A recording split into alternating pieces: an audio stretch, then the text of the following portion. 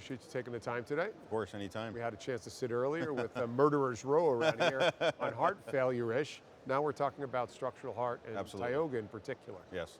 And your participation on that platform and your observations on it. Yeah, I've been fortunate enough to work with Tioga and the TMVR platform and then the structural heart space. I've been involved now for like 10 plus years in taking care of patients with heart valve disease and mitral regurgitation specifically. And we know that MitraClip is just incredibly safe, and TEER, incredibly safe. It's so effective.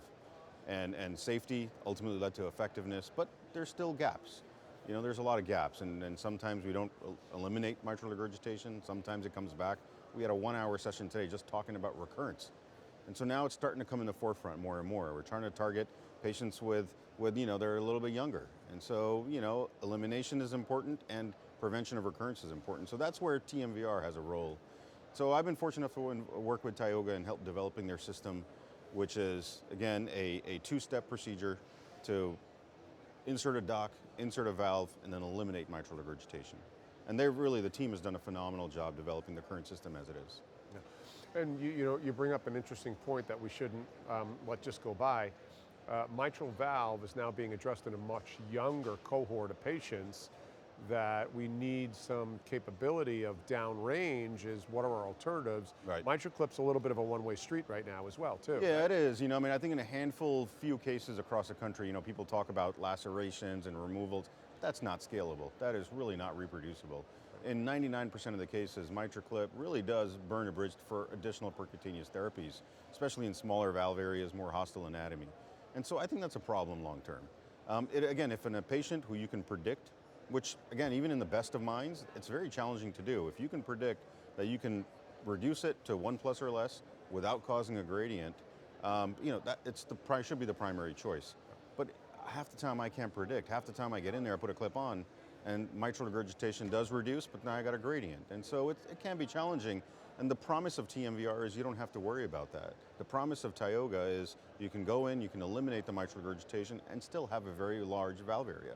And so that is, I think, where this discussion will continue. Yeah, and so with Tioga also, ease of use, ease of procedure, relative terms, right? Yeah. Nothing's easy when you're replacing. On the mitral too. On the mitral too, right? Yeah. Nothing's easy. But that procedure, the discussions on that seem to be more inclusive of the clinician. Yeah, and there definitely has been a learning curve. I'll fully admit to that. The first few cases, we were learning how do you manipulate the catheter, how do you design the imaging protocol. And ultimately, if you look at the last 4 to 5 cases, our procedure times have dropped dramatically and now they're stable and they could probably improve a little bit more, but what we're learning is our imaging protocol is designed to mimic what we do with TEER. So if you're a TEER operator, you should easily be able to identify the views that are needed to be able to deploy the dock. If you are a TEER operator and you're familiar with the knobs of the TEER devices, it's the same knobology.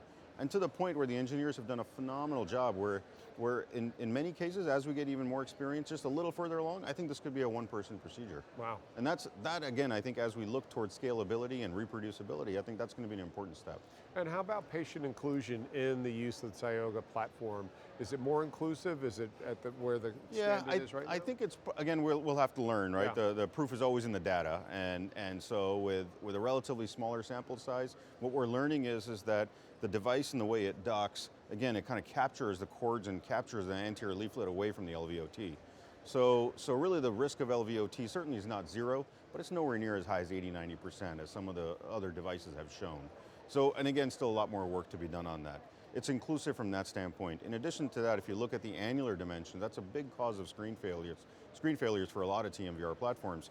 This particular device, because it has that dock and a very large atrial brim, it covers a very wide range of annular dimensions. So again, that's the goal in mind, which is, hey, listen, we can't be a device that has 10 different sizes. There are 10 different docks. It's got to be one dock, one size, competes with a very large range, and ease of use has got to be part of that.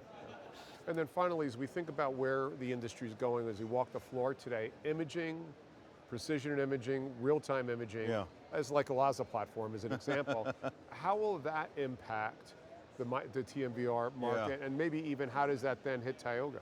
Yeah, so smart imaging is a large component of Tioga and LASA and ShifaMed and that whole platform and kind of bringing the two together. We know that the imaging burden is very high for mitral. You know, it is incredibly high. I'm fortunate, I work with a phenomenal group of structural imagers, but I've been to other centers where, boy, they're really passionate about it, but imagers just don't get it. So using imaging, smart imaging, like leveraging the technology behind LASA, where you can use robotic assisted, not just imaging, but also robotic assisted device delivery that's married to AI-based imaging, will automatically tell the catheter where to go next, what lever to open, what door to close. All of those things will help, again, streamline and make the procedure more efficient. And I think that is something that both Tioga and LASA are working on together. Yeah, and it's a great synergistic approach on those for the industry at And large. thinking about the future. That's right, that's right. Well, I appreciate your time Great. today and insights on the Tioga Thank you, platform. Joe. Thank you. Have a good day. I'm Joe Mullings from the floor at TCT 2025 San Francisco. Be well.